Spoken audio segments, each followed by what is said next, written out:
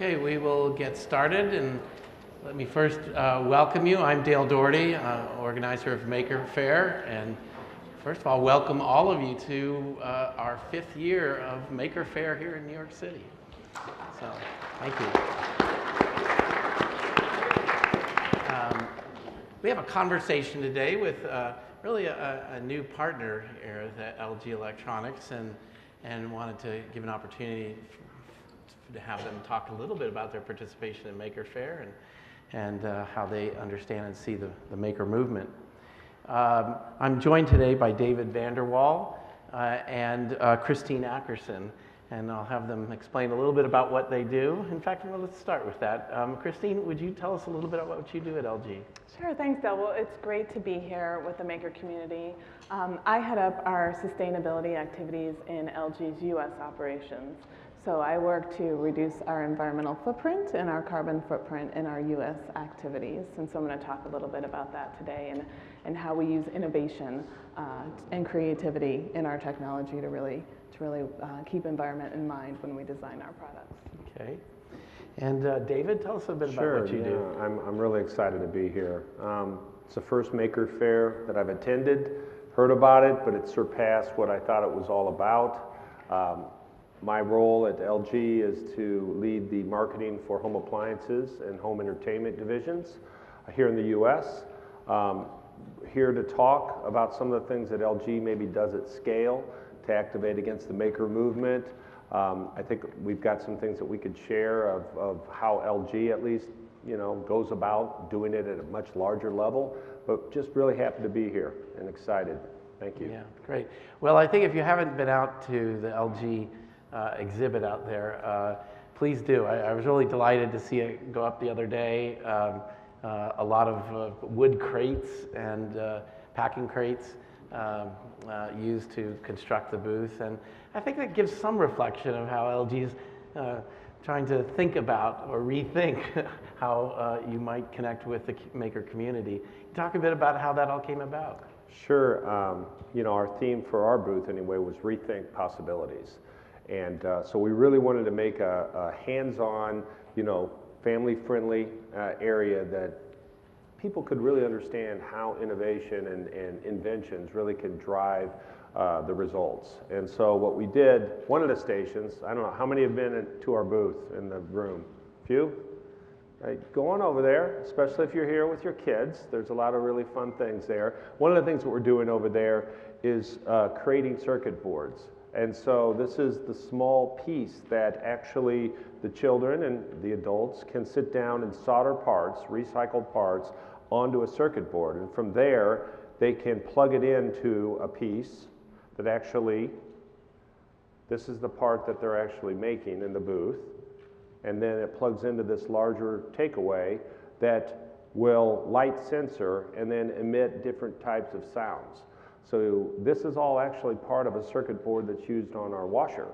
And so it really gives an idea of how invention and innovation really drive the end result. So I think our booth has been packed. The attendance is really delightful for us, but we're glad that we could do our really small part to the greater movement for the makers. Mm-hmm. That's great. Companies have in their heritage, invention and innovation. And what is LG's kind of story of origin, if you will? How did it get started? Yeah, I think one of the reasons this really resonates with LG is because LG, at its heart, and really even today, its spirit was a maker. Because LG, the history of LG is very interesting.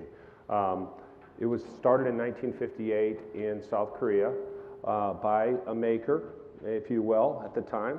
I don't think the organization existed yet, but certainly the spirit of the definition did. And at the time, South Korea was just coming out of, the remnants of the war, and the South Korean citizens were starved for communication. And this maker decided, well, radios. Radios was the key to being able to get the communication from the outside world. Unfortunately, all the radios were imports. There were no radios that were actually made there in South Korea. And so he got a group of engineers together and they decided we're going to make radios here in South Korea. And not only that, we're going to use it primarily with South Korea produced parts. So in 1958, they went about that. By 1961, they had created a market. 70% of the South Koreans at that point then had what was called Lucky Gold Star radios. And from there, the evolution of the company has just continued. Now, we've got over 20,000 R&D engineers at various places across the world that are continuing to make and invent new things. Yeah. So I'm fascinated that circuit board goes in a washing machine. And at your exhibit, you also have some of the motors pulled out from the washing machine and kind of using those in a playful way, helping people understand how things are made, what's inside of them.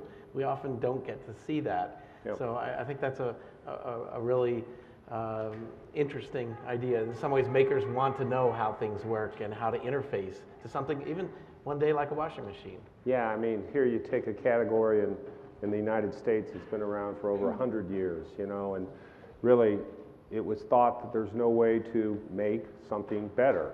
And LG did create a way of making the washing machine better with this direct drive motor, because at that point when direct drive motor was invented, all motors on washing machines were run with belts and pulleys.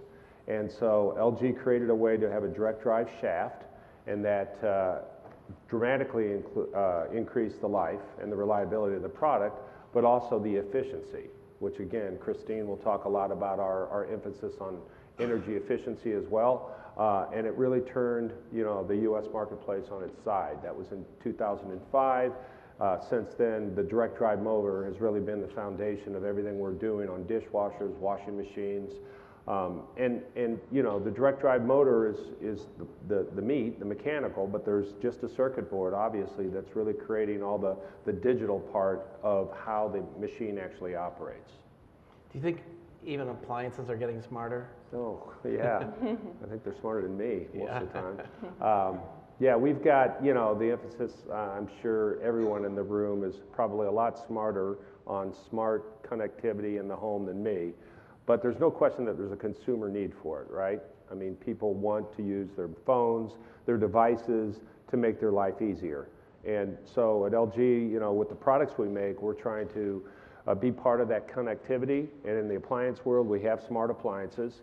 And the nice thing, again, they're not just smart appliances in the sense that they connect to the internet, but our smart appliances make it a little easier. It's always with LG that there's kind of like, there's got to be a better way to do that mentality that's always there, infused in everything. And so instead of just the appliance being smart connected, it can use what is called natural language processing, which is essentially text messaging, which now over the world, but even in the US, is the predominant way that people are trying to communicate with one another. So our smart appliances actually can use this chat, natural text messaging back and forth between the appliance and the person.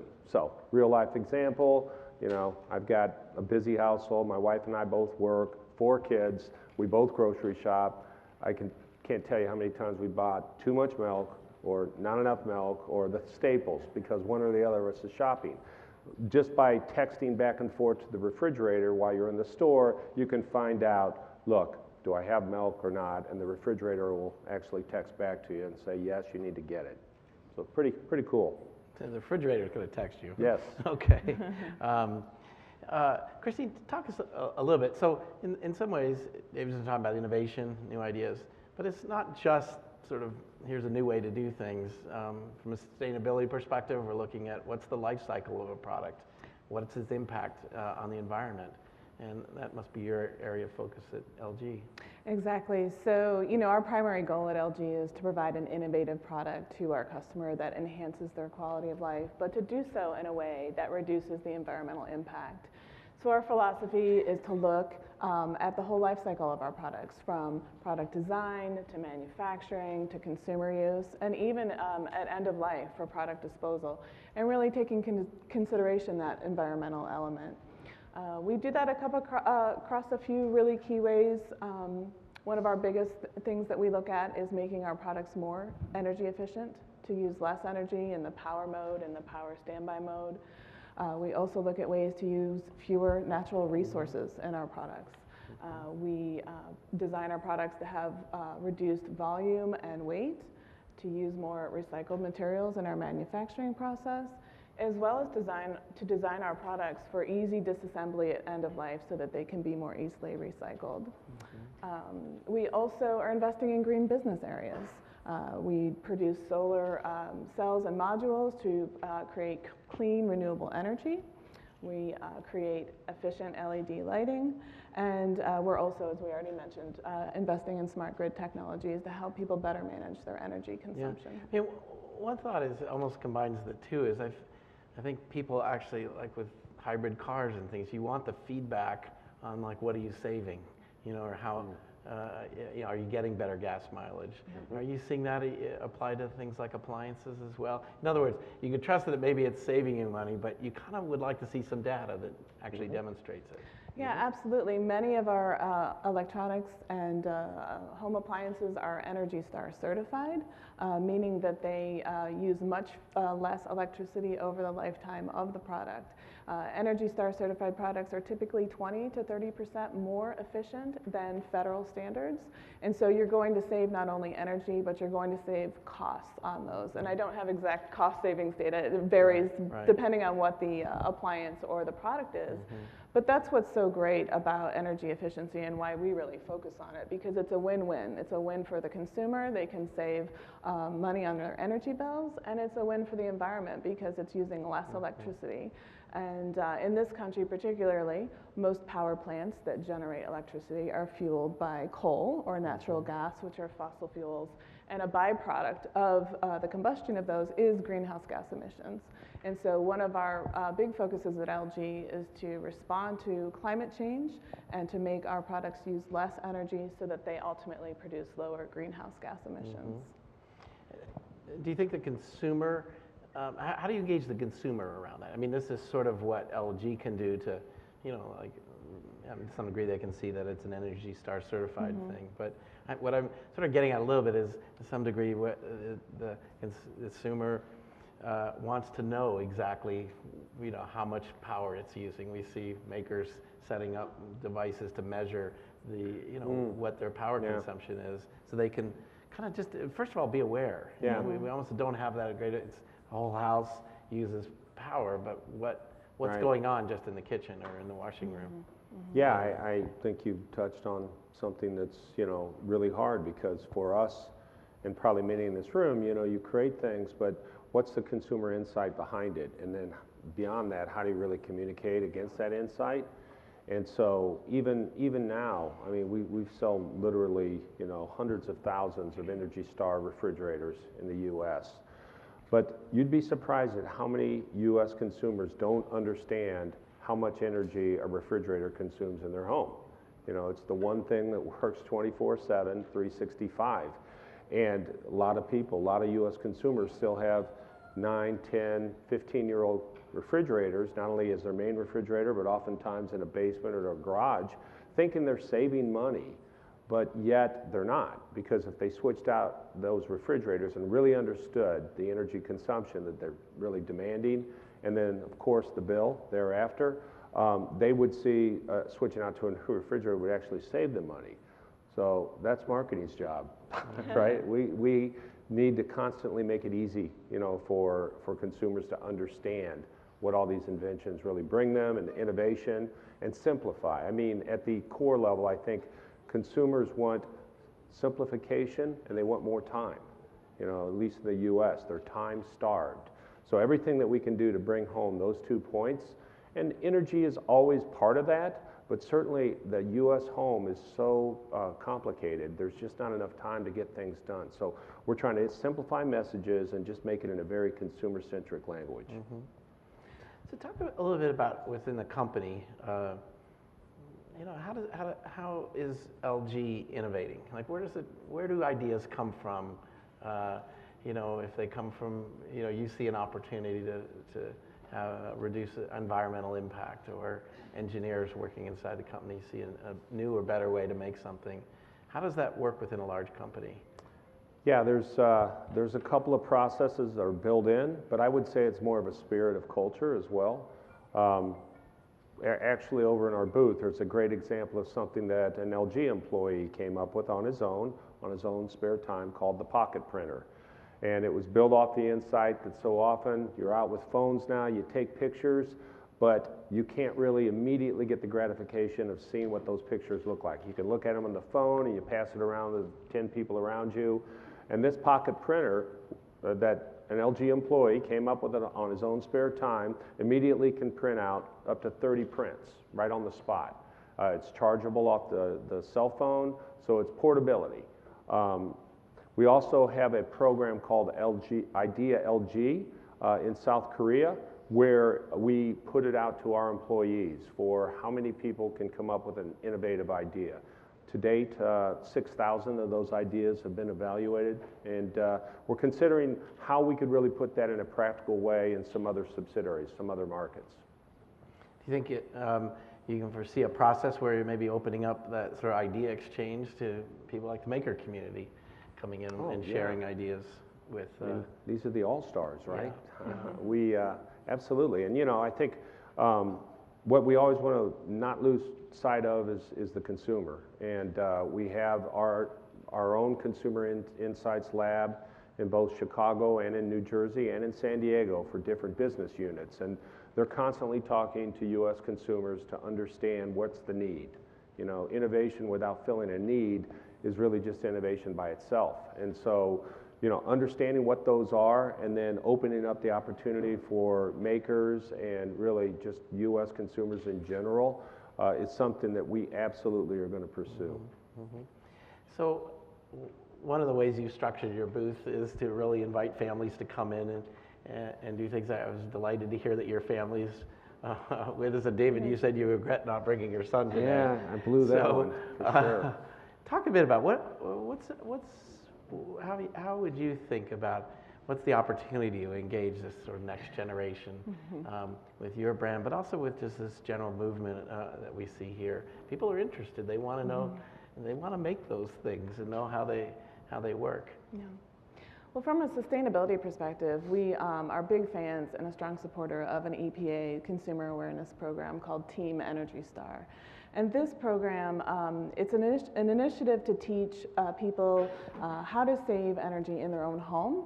And there's a real focus on kids and families. So it's a great way to tap into that younger generation and help them understand the importance of the environment, the simple things they can do in their own home to help save energy, to help save water, and really kind of instilling that understanding in the younger generation so that they are aware of some of these environmental issues that they're going to will be growing up and have to deal with.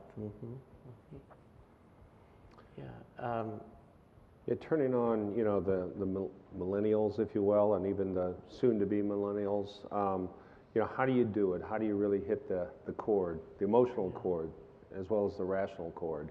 And I think walking around this celebration, I call it that for sure, you can see kids, you know, and teenagers excited, you know, about what they're doing. And, you know, that infused into a manufacturing company like LG, you know, that's how you get some tremendous leverage, because everybody, you know, all companies want the next generation of consumer. And so if we're a brand that represents innovation, and I believe we are, hopefully many in this room believe that we are, you know, we have a better opportunity of having a brand advocate for life with getting this 15-year-old son like mine, who should be here today, by the way. I think he would have enjoyed it. Yeah, he would have. Come around. Yeah. So, and I hope you're 3 children, right? Yep, they're here. They're here having a good time. They're having a good time there. Have you got a chance to walk around it all yourselves? Absolutely. I'm really impressed with what I see. It's a lot of fun, a lot of creativity, and I love the hands-on nature. Right. It's really... But you got a chance to walk around. Yeah. I've walked around, and again, I was impressed by not only the large brands that are here doing what they're doing, but also, you know, a lot of just entrepreneurs here with new thinking, and that's really cool. Yeah. Good to see. I know some of the things that's been interesting to me. Sometimes we say there's a maker community and here's a business, but what we're also seeing is that people discover they're makers in their own business, the engineers and others, and really giving them a voice and connecting to them is, I think, a powerful way to embrace the maker movement, is to understand that you already have those folks in your in your business. So true. Yeah. Well, listen, I want to thank you both for coming to talk today and being part of Maker Faire. Really glad to welcome. I think, you know, a sign of your success is you have a long line of people waiting to make the device there, and I think that chance of interacting with people is a great thing, and I think if we're all open to learning what they're about, what people want to do here, we will be a good partner for many years, I think. Good. Thank you very Dale. much. Yeah, we Thank you thank so you much. very Thank you. much. Thank you. Thanks. Thank you, Dale. We have some. Oh, what do you got here? We got some free goodies to give out to Well, folks. let's toss a few from Toss here. a few But I out? think they're out at the gate or when you leave, so. I don't want to hit anybody.